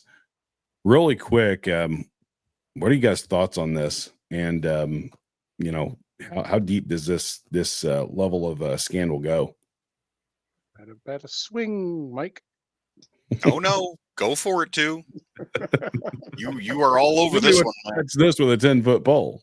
So, well, there's 23andMe. There's a lot of speculation running around right now, and in fact, I know a lot of it's true. That there are companies in the United States that are masquerading as American companies, but they're actually Chinese companies. And I've believed for a long time that this has been one of them. There was information that came out, I think, 3 years ago that they were indeed selling this data off to China. And I don't think they were selling it off to China. I think they were just giving it to them because they are a Chinese company. So there is that. How? And then there's other rumors about this company too, where they were actually giving people fake information. There was some expose going on about this where they were employees were actually joking about, yeah, we sent them fake shit. It's not real. I mean, two can play that game. I kind of may have sent a sample to those people that was Came not from your dog. exclusive. I wouldn't do that. Maybe it was from like 5 different people all in the same sample. Well, it's like all of these companies out there. So let's take a look at some of these other companies that do collections of things like Cologuard, for instance. What do you think happens to that stuff when they're done with it? They don't just take and flush it down the toilet. Yep. Yeah, and you know, it really doesn't matter for any of us that have been a vet since 9/11. The military's got our DNA samples, and it's all been hacked. It's all gotten hacked, so it really doesn't make a difference. Yeah. Everybody's DNA is out there all over the place. Yep, 100%. And yeah, and we were also like the experimental, you know, with the anthrax shot. You guys remember that? Did you guys have to get those? Dude, you have no idea the crazy crap that they brought around back in 1990 for the first Gulf War. Yeah. That I still have no idea what it was that they shot us up with, and they wouldn't put it under our little yellow cards. You don't know why that little tail started sprouting? You're right. Hey, it helps me with balance, okay? It really helps me when I run, guys. So if I ran, which I don't. My PT scores were so good. But you could bounce. You could be like a kangaroo. Yep. There's a whole song for that, and I'm not going to get into it. Yep. I'm a lumberjack, and I'm okay. Okay. Here we go. This is also from Vincent Osana. This is actually instant karma. Tesla Vandal I love gets this. what he deserves.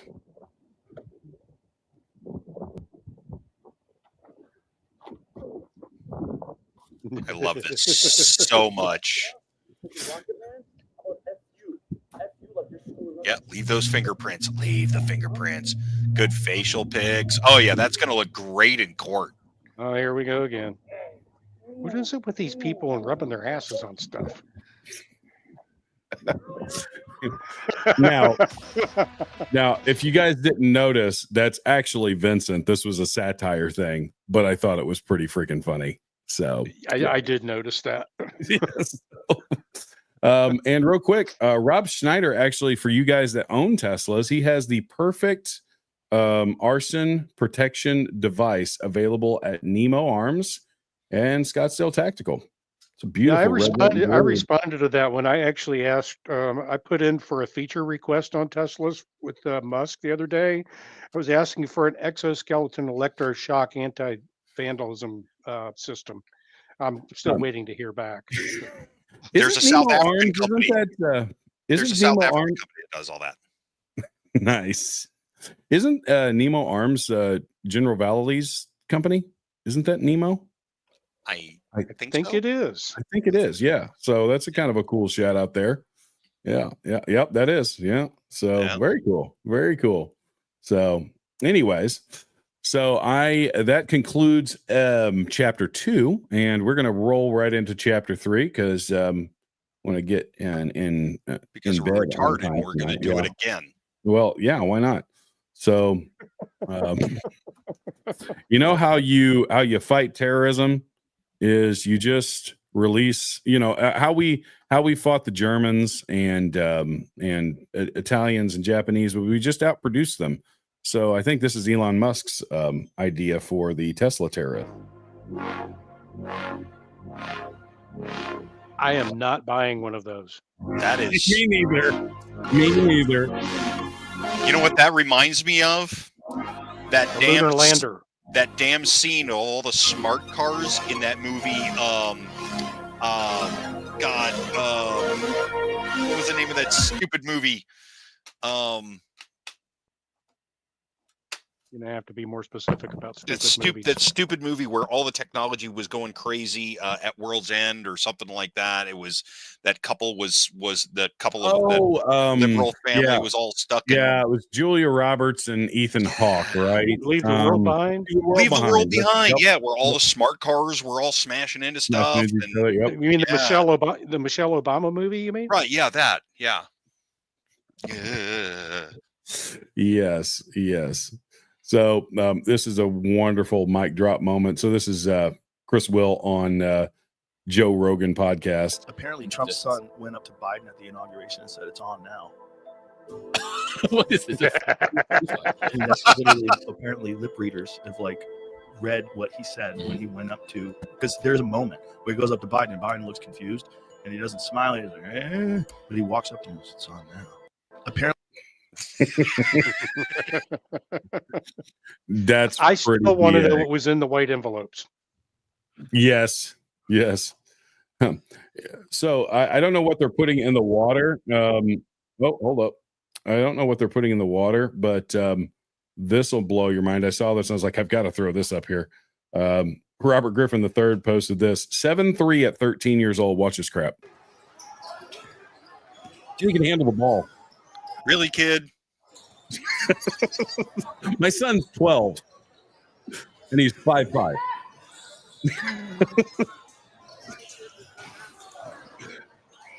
Guess who gets picked at schoolyard basketball first?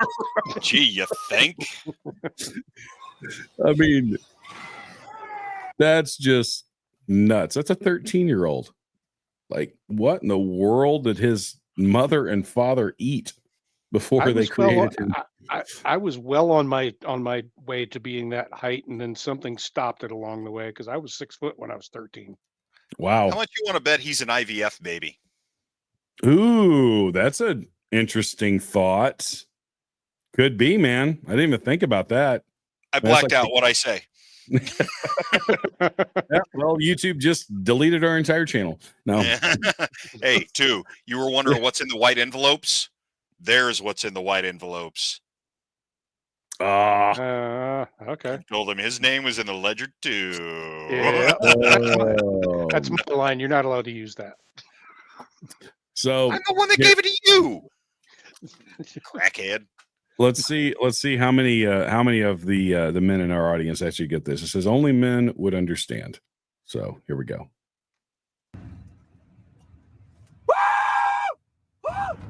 Oh.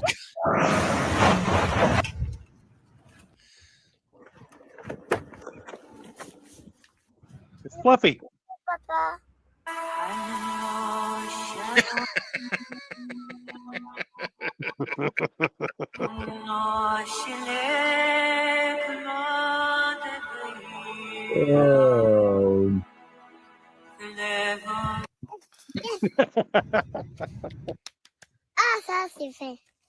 You just call him an asshat. I mean, it's Italian. It could be. Yeah. But yeah, what I saw that, I was like, I gotta include that. All right, here we go. I'm finna run for president. Oh my God, that is. I swear, all of us must follow the same channels on X. Yes. Yeah. That is the best. Yes. And here we go. Just so you know, and this is for all the liberals out there, Trump is only on day 62. I think it's day 63 now of 1,460 days. Put that in your pipe and smoke it. And they're working on another. Yes. Well, yes. Tomorrow is another day. No, I mean working on another term. No, I don't know how. no. Yeah, I'm skeptical on that. I don't know that I want that precedent set again. The dude needs to take a breath for a while. Well, that, and we don't need to change the Constitution for that sort of thing. Right.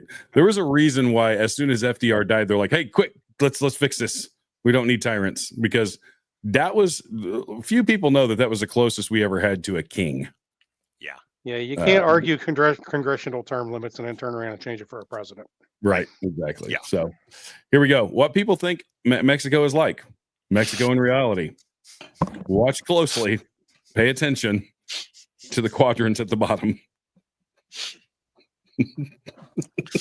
I can say it's absolutely right. Yeah. Sure, it's street violence, but it's also pyramids that nobody questions who built, tacos, and Acapulco. Absolutely. Yeah. Now, you notice in Egypt, everybody's like, who built these pyramids? There's no way that anybody could have built those. In Mexico, nobody questions who built the pyramids. They needed a spot for a quinceañera, man. The only thing they're missing from this is the little urchins running around trying to sell you chiclets for $20. Oh, Mista, chicle. Oh my gosh, that was a nice pull, S2. That was a nice pull. Okay, here we go. Burning Teslas. What happened to climate change? Now it's diaper change. Solid. Okay, here we go. Big news out of Disney. Disney quietly cancels live-action Pocahontas starring Dylan Mulvaney. What is Jeff O'Donnell doing there? The raccoon. Nice. Another good pull. Oh, that's really good. On fire tonight, man. Yes. Yeah, this is Babylon Bee, obviously, but the Snow White movie that was full of diversity and equity and inclusion is tanking. I think it has a 1.9 out of 10 score on Rotten Tomatoes, which couldn't have happened to a better company. Yeah, it is nuclear tanking implosion. So bad. And here we go. Arming school staff, teachers, librarians. I second amendment this proposal. I think they need a bigger caliber gun. Seconded. Oh, and here we go.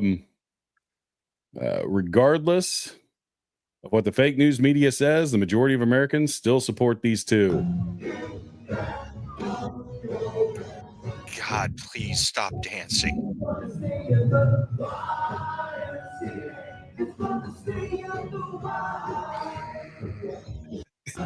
Elon's like, I don't get it, but I'm just mouthing it. As a father of an autistic son, I can clearly see when the autism kicks in. Oh God, yeah. God, yeah. It's when the flashing lights start. Oh yeah, He's risen with a tism. Oh, so good, so good. And finally, from the Babylon Bee, 4D chess. Genius Trump leaks war plans to the Atlantic where no one will see them.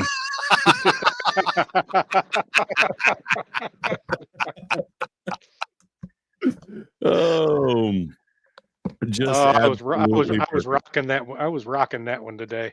I was rocking it before anybody else even got started on it. Oh, good times, good times. And that concludes chapter 3. What we like to do at the end of each episode is give you guys some homework, some marching orders, things for you to do in light of our main topic and other news that we have seen tonight. And I think one of the biggest ones, and we have said this almost till we're blue in the face, really since the election, before the election, get involved in local politics. It may be messy, it may be ugly, but it is required for us to keep our country. And I think that we need to engage in our civic duty and in educate our children. This is one thing I've started going through Constitution, the supporting documents of the Constitution, the way that the founding was actually created, all of the supporting documents of the Bill of Rights, talking to my children about that and speaking why the country was founded the way it is and why we need to preserve it. The only way that we can preserve it is by engaging and not putting our head in the sand. So follow news sources that are going to bring to light the true corruption that's going on out there. Put pressure on your local politicians, state politicians, and federal politicians to do the right thing, to support our rights as American citizens and to protect our borders as well as our information. In an information age, that is a really, really important thing. As we saw with the 23andMe thing, it's very easy for other countries to get a hold of our DNA, of our records, of our data. And it's really important that we, in this new digital age, that we have a government that's going to protect that stuff. Obviously, follow Survival Dispatch, because we pour hours and hours each day into putting these sit reps together, into putting these shows together, so we can bring the news to you. And sign up on our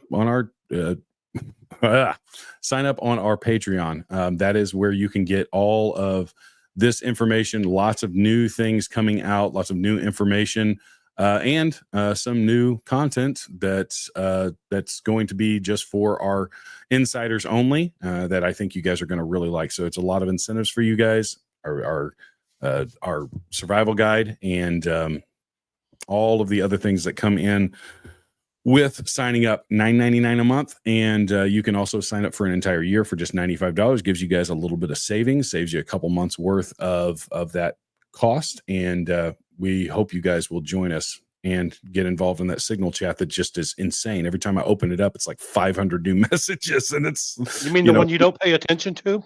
Yeah. Well, one we never see you hanging around on. Yeah. Well, I mean, I pop in there every once in a while. By the time I pop in, like, my brain overloads. I'm like, how am I going to read 500 messages in 5 minutes? So just roll to the end. Yeah, exactly. Roll to the end. Pick up where you can. I like you guys' messages from time to time. Anyways, that's my advice to you guys as Americans. We've got to stay involved in the civic world and influence our communities, our states, and our country. I'm going to turn it over to you, Mike, and let you add to it. So I had a great conversation with my neighbor the other day. He and I were off to go do some stuff together, and he's a prepper, but he's not to the point where I am as a prepper. And he was telling me that he was feeling that, he's feeling like he can let up off the gas, and he doesn't feel the real, urge to have to prep so hard right now because, well, President Trump's in office. And I had to explain to him, one, all you did was buy yourself 4 years. That's it. Okay. That's all you bought yourself. At best, you bought yourself 4 years. Next, you also have to look at, and anybody that's not working with the folks from both the S2 Underground and Forward Observer to make sure that you're keeping up with your proper intelligence material. You need to be looking at that. In particular, Forward Observer keeps a real close eye on the left wing. All right. You've got a lot of radical left wing groups. Looking at that, we are thinking that we may be moving towards another round of violent radicalism from the left, the likes that we have not seen since the late 60s, early 70s. Okay. The days of the Weather Underground and all that, you're going to have to go back and read up on it. Okay. But it was really bad. We had a huge bombing campaign, which is where my community got really, really involved. So keep prepping. Okay. Don't think that just because they're not in charge doesn't mean that they're not getting ready to burn cities down. Okay. And God, I hope I'm wrong. I 100% hope I'm wrong. But guess what keeps on happening? The lefties keep on burning stuff down, right? And natural disasters keep happening. What am I prepping for? Bad events, because natural disasters happen every day. Regardless of whether they're man-made or not. Yep. I wasn't going to get into that. Yeah. S2, I'm going to turn it over to you to add to that. So I'm going to touch on a couple of things actually that I think both of you have. So Mike says get involved. One of the things that needs to happen is you need to start paying attention to what's going on to your local and state politics, because regardless of what happens in any presidential election or national election for that matter, that does affect your day-to-day, but those changes are a long ways down the road before they actually impact you. What does impact you on a day-to-day basis is your local and state politicians. And even though we won the 2024 presidential election, there was still a lot of fuckery going around in states with the down ballots. So that's important. Arizona is all up in arms about what happened, where the president wins a swing state, but nothing gets done with the down ballots. They're still screwing around with that. So like I said before, they're still going to cheat. Don't underestimate them. They may be quiet right now, but something is getting ready to come down the pike, as Mike said. So then the second thing that you hit on, John, was the civics lessons. Go down to your school boards when they have their meetings and talk to your school board members down there and ask them what their curriculum is for civics, because they don't teach that anymore and it needs to be taught. I can tell you right now, my civics teacher, when I was in high school, if she knew who I was sitting here talking about this, she'd probably be dancing on top of her desk thinking, well, he did actually pay attention. I did pay attention. I did pay attention. I was just bored and I was sleeping most of the time. But anyway, so those are two important things that can happen there. And I also want to give a shout out because John, I think you need some of this. Craig Weigert, Stay Brewed Coffee. Go buy some of his coffee, because it's good coffee. He sent me a care package the other day that I was not expecting, and so thanks, Craig. Yeah. Awesome, dude. And yes, you're right. I do need some coffee. It has been a long day. I've been up since 4. So yeah. And also he and I have been working on a prepper pack for coffee. Yeah, long-term storage coffee that you can put into your preps, so that I don't have to immediately, within the first week of a major murdering event, people ad nauseum, start going to war crimes. Look, no caffeine, no no Geneva Convention. Okay, it's not my fault. I can quit anytime I want. All right. Absolutely. Hey, Mike, check the private chat, since this is typically your thing. And welcome back. I put the conflict of question in there for you. Okay. So we are close. Let me just say a couple other things. Further reminder. Like, share, and subscribe to our content, on all of our platforms. And we are super excited for what we're bringing to you and what the future holds for Survival Dispatch News, and our new lineup of hosts. Just a reminder, I am on Tuesday and Sundays. Jeff O'Donnell is on Saturdays, and then you get Chris Monday, Wednesday, Thursday, Friday, and we're kind of splitting up so that Chris can have a life outside of building this company. You guys, give him a pat on the back, because that guy works harder than almost anybody I know, and he really takes. I want to add something onto that, John. So on Saturdays, I'm thinking about breaking up my schedule and going on with Jeff O'Donnell. And what we're going to be looking to do is to start re-engaging with some of the people that we've been working with over the last 5 years, and possibly have some of those people on the podcast. Very cool. Very cool. Yeah, that would be great. And you guys tune into that for sure. And we honestly, there's going to be some different structures on the Sunday show as well, coming in the next couple of weeks. And I think you guys are going to like it. It's going to be a little bit more lighthearted and just fun, but also encouraging you guys to be engaged in the show and giving us feedback and talking. So that's going to be a lot of fun. All right. Without further ado, let's do that conflict question. Okay. And my busy season is started. So I don't know when I'm going to be here. Boo. We need our Mad Bomber. Sorry, guys. I don't know. Look, man, blowing stuff up pays the bills. So, Blowing stuff up, not blowing. Right. I mean, we're in the Army, not the Navy, though. So. Well, I mean, EOD is a Navy program. It's, Oh, don't be judgy. You don't have your name on the back of your dungaree pants, do you? I don't have dungaree pants. Okay, well then we're good. So I don't have pants. And on that note, hey, but the biggest thing for everybody out there in the audience, why haven't you hit that big like button? Mash that like button. Yes. Come on. We got a whole bunch of people that ain't hit the like button. Hit Subscribe, the mash button. Do all the things. Button. Yeah, mash that. Anyway, okay. The thing. Yeah, do the things and the stuff and the things that pay our bills. Oh wait, none of this pays our bills, or none of this pays anybody's bills. It's true. No. Yeah. Okay. So here's the deal. I'm going to go ahead and throw out the conflicted question of the day. We want to hear from all of you in the audience. Go ahead, hit those chats. We want to hear your answers in there. Don't hold back. Put them in there. And if you're one of our insiders, we want to hear them here, and we want you guys to discuss this in the insider chat. All right. So get busy. So in the event of a prolonged regional collapse, look, I can read, John. Say a combination fundamental. Say a combination of a severe earthquake and a subsequent grid failure lasting months. How would you secure and sustain your family's food supply, medical needs, and physical safety, while also managing potential threats from desperate neighbors or looters, all without reliable access to emergency services or modern communication networks?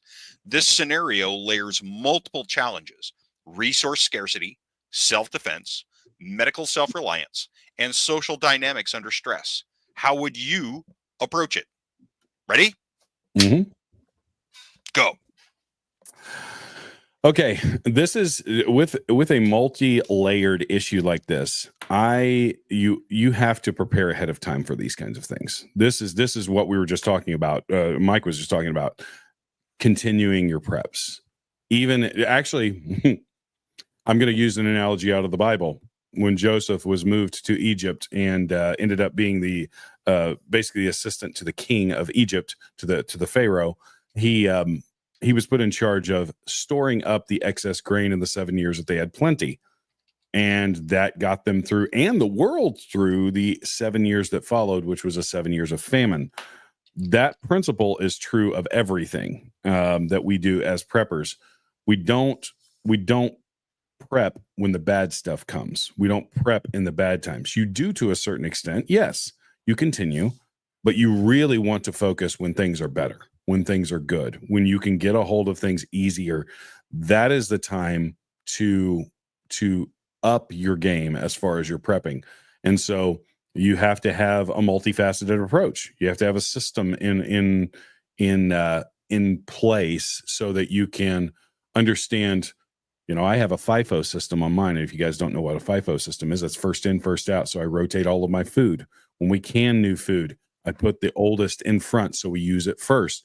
And my ammunition's the same way. I use the oldest ammunition first. Medical supplies, I'm constantly checking. I have little kids, so we have bumps and scrapes, so we're constantly digging into first aid kits. So you have to have a system for tracking that. And there are some great ways to do it. There are multiple ways to do it, but have a system in place, because that's the only way you're going to get through a situation like this. S2? Okay, it's my turn now. So first off and foremost, have a network that is nearby you, because Rambo ain't going to get it. And this is the way you're going to have to secure. When we talk about security, this is how this happens. Is obviously, if you've prepped beforehand, you have some supplies on hand. But let's say that you have enough food for you, but your neighbors don't have enough food. So you've got some extra food set aside, and then you also have your seed bank set aside that you could actually go out and grow food. That's a concept. So physical safety, obviously, you have a plan for that because you have your neighbors. You got to sleep sometime. You can't guard the house all by yourself, even with a dog. So as far as communications networks goes, I probably have nearly every form of communication under the sun that's being talked about right now. So I'm good to go where that's concerned. I can go out there on ham HF. I can go out there on GMRS. I've even got network nodes set up for Meshtastic that I could go spread around and have communications for up to 15 miles. So I've got all of that. Medical self-reliance, that's something that's always ongoing. There was one of the things that I took a look at really hard 5 years ago and said, you know what? There's two things out there that people never think about. They never think about medical, and they never think about hygiene. So I have been on this kick here for the last 3 years that, just like coffee, I stockpile coffee. I stockpile hygiene items, and even down to the point of where we're stocking household cleaning items. And we've got enough right now that I dare say that if the world went to shit tomorrow, we've got enough for 2 years. So, but that's not awesome. all for us. That's not all for us. That's being able to share some of this with the less fortunate neighbors that didn't have the forethought. So, let me add one more thing, Mike, before you go. And this is I think a key too, is when you have, some of us have younger children. I have a 12-year-old, a 9-year-old, and a 4-year-old, and I have started having those conversations with my 12-year-old. We'll be sitting at a restaurant, and I'll say, okay, somebody walks in with a gun, intent to hurt somebody. What's your first move? What are you supposed to do in these situations? And I give him different scenarios. I give him different scenarios for in our house. If there's a fire, if somebody breaks into our house, what are you supposed to do? These are conversations that we need to have in a serious manner with our families, with our kids as they're old enough. And as a parent, when your kid's old enough to have these kind of conversations, but that's an important aspect of it as well. Also, neighbors. Build a good relationship with your neighbors that are closely like-minded to you. And that's how you survive these things. Turn it back over to you, Mike. I'm just going to add onto what you just said there, John. The unequally yoked family of preppers will fail. Absolutely. Yeah. When one person is doing the prepping and the other person is just like, okay, that's just your hobby, you go on ahead and do it. You ain't gonna make it. Yep. It's just not going to happen. You got to be a team. Is going to be dead weight. You as a family have to be a team. Also, the big thing that I scream this to the high heavens, and you guys have heard it a billion times, and you're probably going to roll your eyes when I say it, but possession does not equate proficiency. I don't care how many preps you have. If you have no skills to go with those preps, you're dead weight. Yep. You are nothing but a loot drop waiting for somebody else. That's it. somebody's going to take those preps away from you. Yep. If you are not training means everything. And it doesn't just mean you. It means you. It means your neighbors. It means your family. It means your kids, your grandkids, whatever. Okay. Make it fun. Yep. But do something bloody. Ham radio is not fun. Okay, I think we can all agree that ham radio is not fun under any circumstance. Seconded. But and if you look back at if you look back at the lessons that that Selko threw out after his time in Sarajevo during the siege there, what was the first delineator that he had for people that survived? The people that organized the fastest were the ones that survived. Okay, so now you have an opportunity, right? Get your neighbors, get on a good standing with your neighbors, get some of your neighbors prepping. All right, I've got people scattered out all over northern Alabama and a little bit of Tennessee that we're all together in this. Okay, we have multiple fallback locations. We're writing contingency plans. Contingency plans are just ludicrous, but you know what? They can just be scribbled on a bar napkin. Hey, what are you going to do? I'm going to go there. Yep. All right. Bottom line, fine.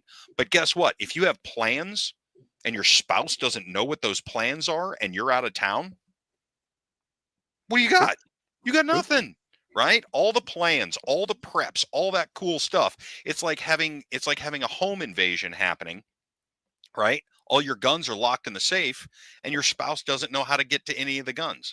How's that going to go? It's going to go downhill. And also, I also have to throw a quick Benny here at Red Eye Jim. We need more bacon. Ooh, that's true. Yeah. That's true. Without bacon, we all perish. What's the sense? What's the sense in being here without the bacon? Bacon and coffee. I mean, if you don't have that, people are dying. Oh, yeah. They're dying. I'm not responsible for my actions. I got plenty of eggs. I got chickens, man. Mike, there's one thing you're not allowed to ever say again. We're all in this together. Yeah. I'm sending a particular meme to you. Yeah. Yeah. All right. Well, thank you guys for your input. And as I did on Sunday, and this is the way I'm going to close all my shows, I'm a deep man of faith, and I'm going to just pray us out, and then we'll sign off. Okay. So it's not your thing. You don't have to stick around, but I'm going to pray real quick, and then we're going to see the night away. Heavenly Father, thank you for this opportunity to bring this information to these people that are so attentive and ready to engage in these topics. Lord, I pray that you help us to give solid, truthful information, that you help us to delineate that correctly, and that you help us to be a part of the rebuilding of this country. I pray that you bless our efforts, and that you give us strength and knowledge and the intestinal fortitude to stand against the evil in the world and to stand up for truth and righteousness. I pray as we go about our daily lives, all of our audience and us would keep in mind who is in control, and that we would constantly remind ourselves of that. It's in your name we pray. Amen. Amen. Thank you guys for joining us again, and we'll be back here tomorrow, same time, same place. Chris will be hosting tomorrow, and we'll have a fantastic show as usual for you guys. So until then, like, share, subscribe, be safe, be prepared. God bless America. God bless America. The man was busted. We're coming for you.